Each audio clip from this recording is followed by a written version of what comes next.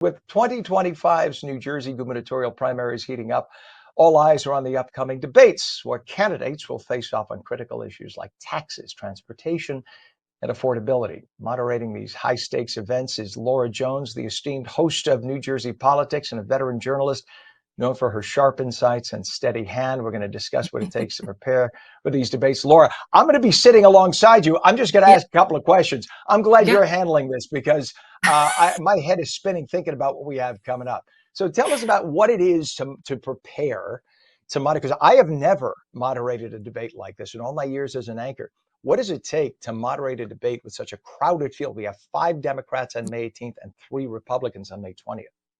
yeah. I think my biggest job as moderator is I'm ensuring that the traffic is flowing, really, traffic director, making sure that we're keeping to schedule. We have a big rundown of the topics we're going to cover, the panelists, but I'll have an earpiece, and so I'll be listening to producer, director. I'll be looking to the floor director, to others, to see what's coming and going. So it's very interesting. When you moderate a debate, you want to make sure you're prepared on the issues. You want to make sure you know who the candidates are. You want to kind of anticipate what could happen. When we look back at the Republican primary debate that we hosted back in February and the Democratic debate was kind of kumbaya. All the candidates were kind of agreeing. They're being very respectful to each other. Republicans, man, they started fighting and going at it. We actually did some rehearsals preparing for the candidates to fight each other. And we thought, well, the Democrats were going to get a little spicy, but it was more the Republicans who went at it. And it was really hard to get a word in edgewise at some points. And a lot of times moderators and panelists will get criticism like, oh, how are you letting this happen? How are you letting that happen? And what the viewers don't see is everything that is going on behind the scenes. And I've got somebody in my ear saying, you need to do this, you need to do that. Somebody in my ear means I've got an earpiece in, and somebody behind the scenes is saying, Laura, I need you to move on to the next question, or we need to let this little back and forth play out. So the things I do to prepare is I make sure, one, I know the topics that we're going to talk about. I know the general direction of the show. I'm paying attention to the clock, right? That's another thing I've got to pay attention to is this person has 1 minute to answer. This one has 30 seconds to respond. Did this person attack? So there's a lot going on. But what you'll see as a viewer is me doing this.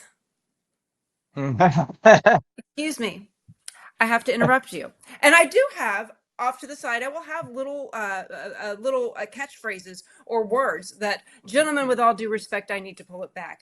Those are some of the things that I do behind the scenes to prepare. But we as people on TV, we'll try and make it look easy. We try and keep the viewers in mind to keep the conversation flowing, and also keeping in mind, when candidates start fighting or when they're going back and forth, I'll have to make a call, right there at my discretion. Do I let this play out? How is this playing with the audience? Can they understand what's happening? And I don't ever want to make it about myself, right? I want it to make it about who the candidates are. Let's get good information out that the viewers can digest, because this really is all about making sure the voters are informed. That is my job also, not just as moderator, but as a journalist. That's Yeah. that's what I try to do. And Laura, you have a special issue here this time because you have an audience of not just 50, 20, you're going to have about 500 people, and they're all going to be cheering on their guy or gal. And the question is, how do you maintain the decorum? How do you keep from the hoots and the hollers and the boos and the cheers? Which you do want a little of that, because that's the whole point of having a live audience. Otherwise, we could just have it in a closed room and make it very sterile. And at the Right. same time, keep control of each candidate and keep them in time, because when they get cooking and they're on a topic, whoever they are, Democrat or Republican, they're going to keep going. Well, you bring up a good point. They're going to keep going. They're going to sometimes bulldoze over me. And then it is my job to respectfully talk over that. I'll have hand gestures. We will prep the audience ahead of time. And I will say, hey, don't make me, David Wildstein, who is also a part of the debate, New Jersey Globe, he's like, Laura, you got to be the mama. You got to be the mama and come down and say, oh, no. Audience, you need to tone it down.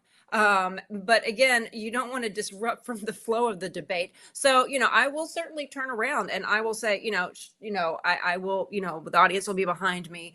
And we will have producers there, hopefully, able to try and, talking ahead of time to the audience to say, here are the rules. We want you to respect the rules. But let's be clear, the candidates have certain catchphrases. They have certain things that they come in and they know that they want to get across. The rules be damned. They don't care. They want to make sure that they get those sound bites. They're looking for viral moments. And I know that. They know that. Just the same as a reporter when they say no questions. Well, I'm still going to shout out a question. So, I do my best to prepare. We'll go through some rehearsals with the panelists and, we'll pretend that they're fighting and I'll rehearse. How do I interrupt? How do I deal with, somebody who's getting out of control? I know at the last debate we had at Rider University, there's security there. So if there's something that needs to be addressed, we'll, wave our hand and we'll take care of it. We'll deal with it. We've got some experience here. We've been doing this. Another station has done what we've been doing for the past 2 years. Really, diving into these debates, letting the candidates talk, having this forum. A lot of stations. And that's why ELEC, I think, gave us this debate, is because we are letting the candidates invite, I believe, up to 50, 60 people each to this event. We have other guests who are invited to come. Others are doing it in a closed station, or closed studio, 1 hour. Nobody's able to watch the debate because journalism doesn't really want to invest the money to put this information out to make the candidates accessible to the people. So, I think what we're doing is really, really important and something that is a little bit of a dying art, a dying field, sadly. And then, then people will complain, how did this person get elected? How that person get elected? Well, because, the state of journalism has really, really declined. There have been so many cuts. So hopefully what we're doing will ultimately make the viewers more informed, not get out of control. Sometimes they do, they do their own thing and I do my best.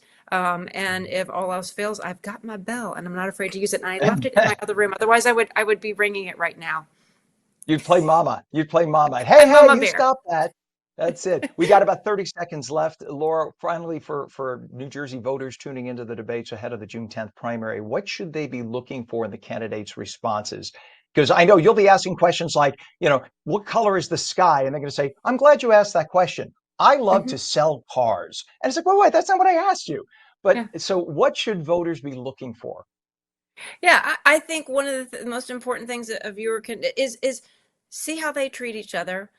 Are they interrupting? Are they being respectful? Are they just going to the same old soundbite that prepared? Your viewers are a lot smarter than sometimes people give them credit for. Listen, that's why I will let the candidates sometimes go a little bit longer when they're going back and forth. I don't want it to get out of control. But Right. see how the other candidates treat each other, and if they're Laura, and listening I to got to me. cut you off. Laura, I got to play mama right now because we are out of time. Veteran The, journalist and host of New Jersey Politics, seen right here on New Jersey. We're going to have that debate this Sunday evening.